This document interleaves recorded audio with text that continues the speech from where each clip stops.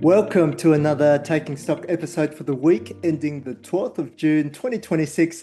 I'm Kien, Trinh, Head of Research at Stock Doctor, and joining me today is our equities analyst, Charlie Song, to stream to you all things share market.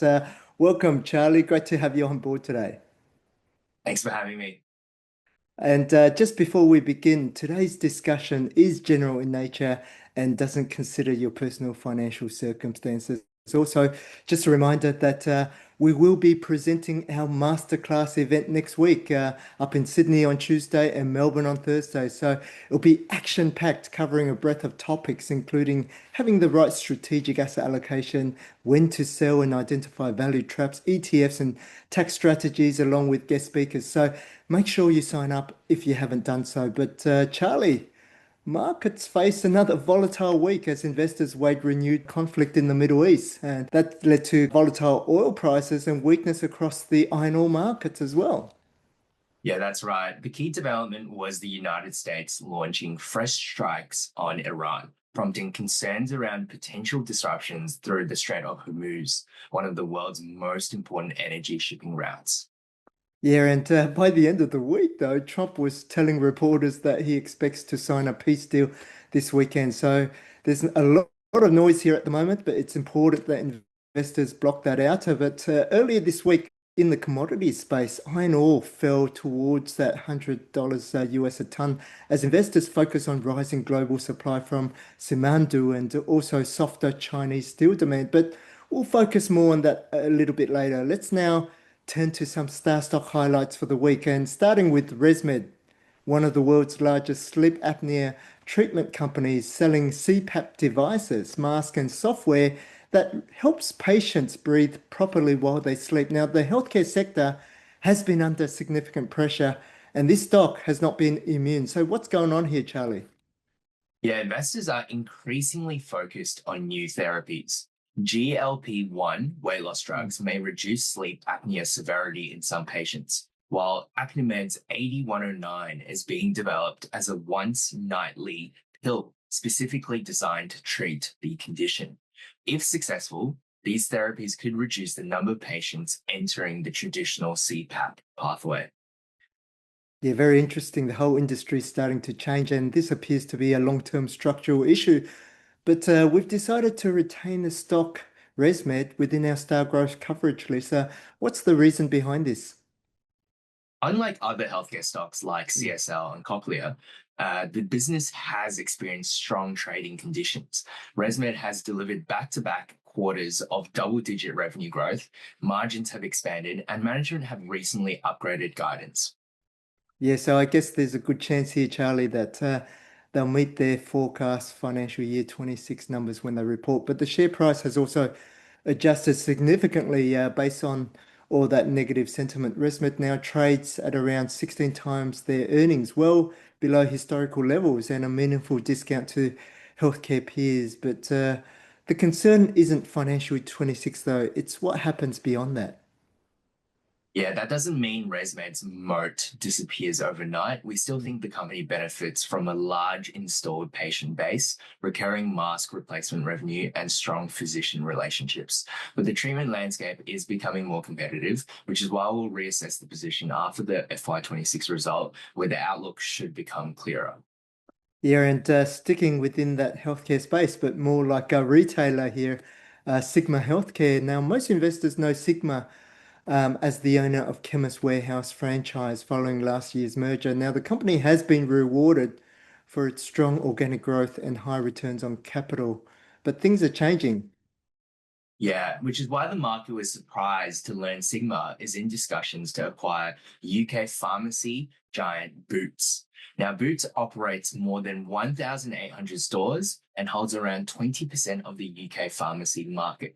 So it's quite a big asset. But the question is whether paying around $14 billion creates more value than continuing to organically expand the current Chemist Warehouse model. Yeah, I know these acquisitions, especially how large they are at around 44% of Sigma's market cap.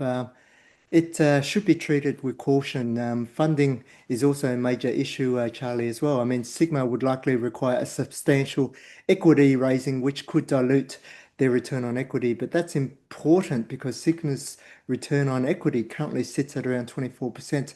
And one of the key reasons investors have been willing to pay a premium PE multiple for the stock at around 35 times. Yeah, and that's really the market's concern here. Investors have bought into a story centered on organic growth, store rollout, and synergy delivery.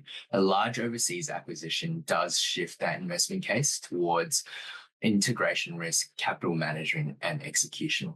We'll make an assessment if the deal goes ahead.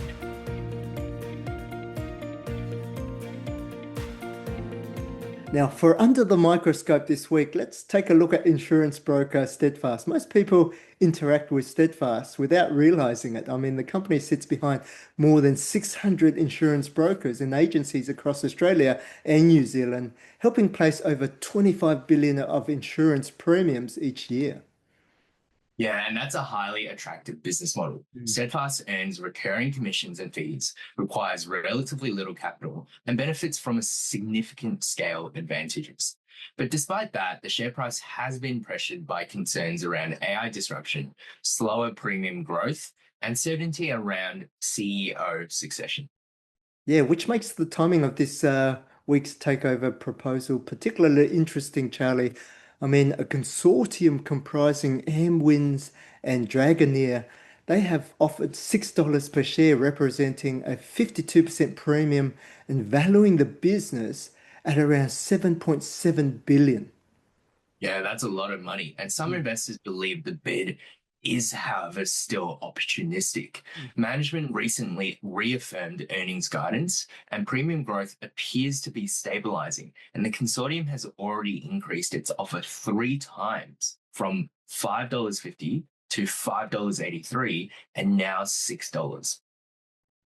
Yeah, a bit of negotiation could be on the cards, but what's particularly interesting here is that despite the premium, the offer values Steadfast at around 19 times forward earnings. Now, that's actually below the multiples implied in recent insurance broking transactions. So, in other words, the buyer may still be acquiring a quality business at quite a reasonable price.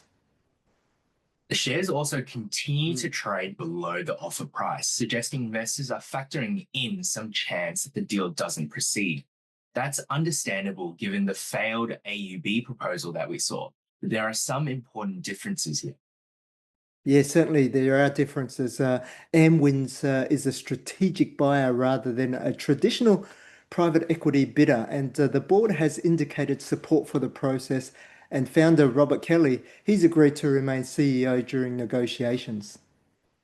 Nothing is guaranteed, but the probability of completion appears higher than the failed takeover of AUB by private equity in late 2025. For existing shareholders, patience is probably the most sensible approach while due diligence progresses. We'll continue to monitor this closely.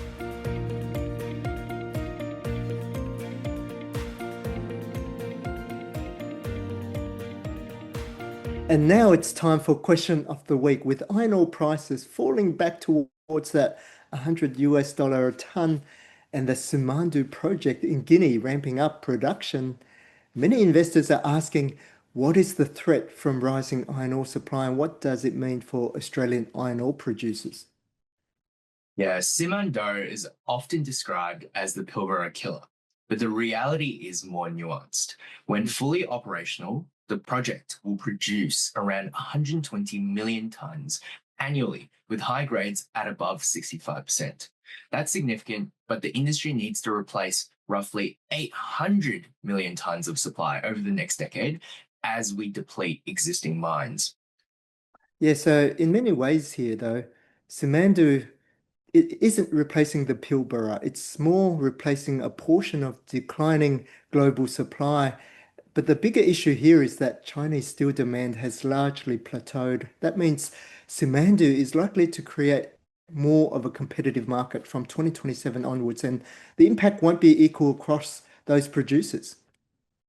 Rio Tinto is probably best positioned because it owns part of Simandou around 45% and will benefit from the project's success. Mm. Meanwhile, BHP remains relatively resilient thanks to its low-cost operations and diversification, particularly through copper. Fortescue is more exposed because it's heavily reliant on iron ore and produces a lower grade product, while higher cost producers such as mineral resources face pressure if prices weaken. Yeah, that's right. So the real threat here isn't the fact that Simandou destroys the Pilbara. It's more about that bigger shift. And that bigger shift is iron ore is gradually moving from a demand-driven market to a supply-driven one. And in that kind of environment, asset quality, cost competitiveness, and also diversification becomes increasingly important. But that brings us to the end of this week's episode for Taking Stock. Thanks, Charlie, for your insights. I know how busy you are. Thanks again for joining us. Yes, until next time, have a happy, healthy, and prosperous week ahead.